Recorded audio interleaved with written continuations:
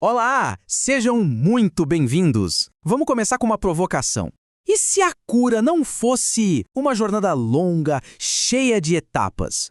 E se fosse um salto, um pulo instantâneo?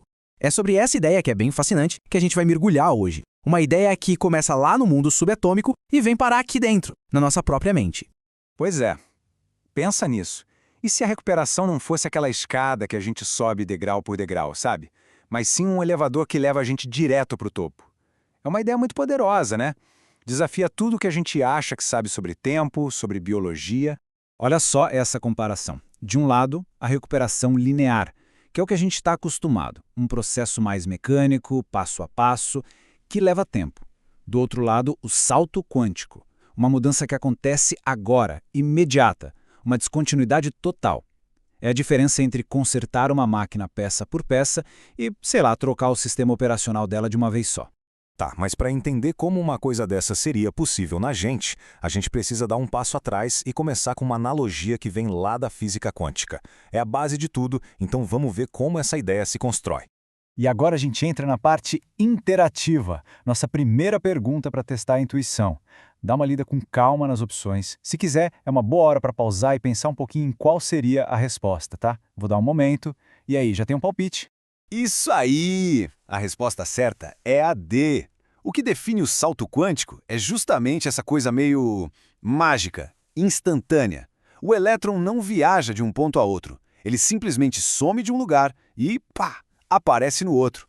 A palavra-chave aqui é descontinuidade absoluta. A analogia da escada é perfeita para isso. A pessoa não sobe os degraus um por um. Ela está num degrau e, de repente, está lá no topo. Guarda bem essa imagem, porque ela é a base para tudo que a gente vai ver daqui para frente.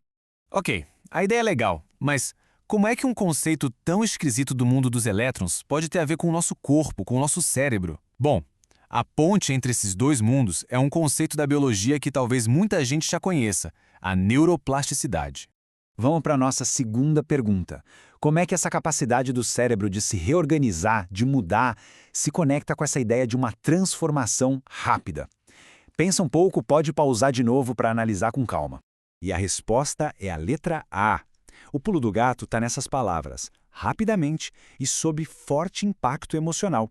Ou seja, não estamos falando de uma mudancinha lenta e gradual, estamos falando de uma reconfiguração que pode acontecer, sim, de forma quase instantânea. E aqui está o porquê disso. A neuroplasticidade é a prova viva de que nosso cérebro não é uma coisa fixa e engessada. Condições como dores crônicas, por exemplo, podem ser como loops neurais, sabe? Caminhos viciados que o cérebro se acostumou a percorrer. E o ponto mais importante é que a gente pode fazer uma poda sináptica, ou seja, cortar essa rede neural da dor e fortalecer uma nova rede, a da saúde. E isso de forma muito rápida. Certo. Se o cérebro tem essa capacidade de mudar rápido, qual é o gatilho, o que dá o start nessa reconfiguração toda? A resposta, segundo a fonte que a gente analisou, está na nossa frequência, ou seja, no nosso estado vibracional e emocional. Chegamos na nossa terceira pergunta. O que é que precisa ser feito para parar de dar energia para esse padrão da dor? Qual é a condição número 1? Analisa aí as opções, pausa e escolhe a sua.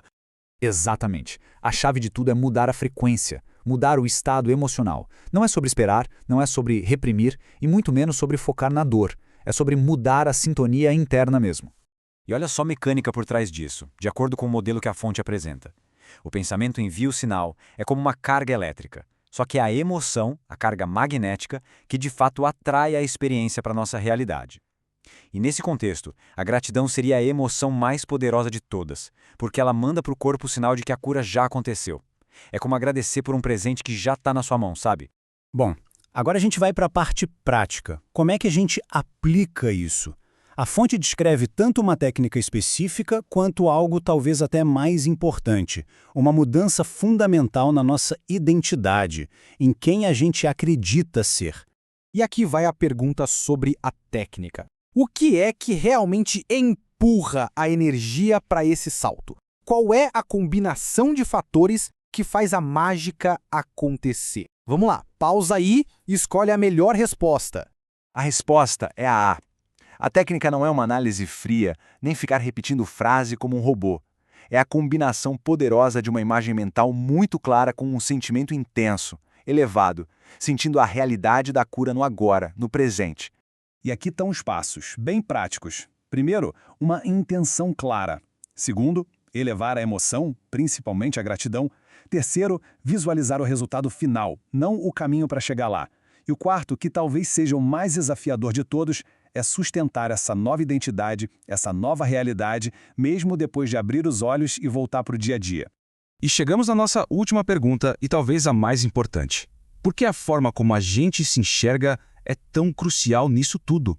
Por que se identificar com a dor é um obstáculo tão grande? Pensa bem nessa. Pausa se precisar. Exatamente. A resposta é a A.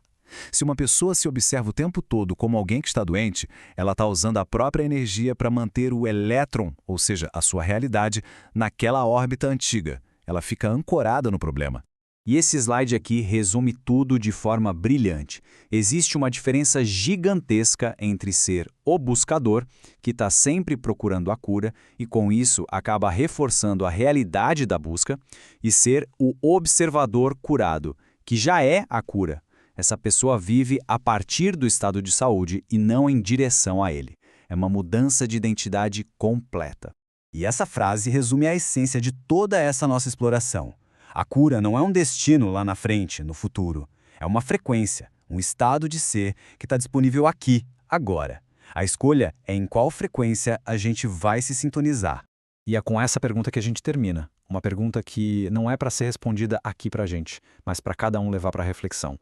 No fim das contas, o poder do tal salto quântico está no observador.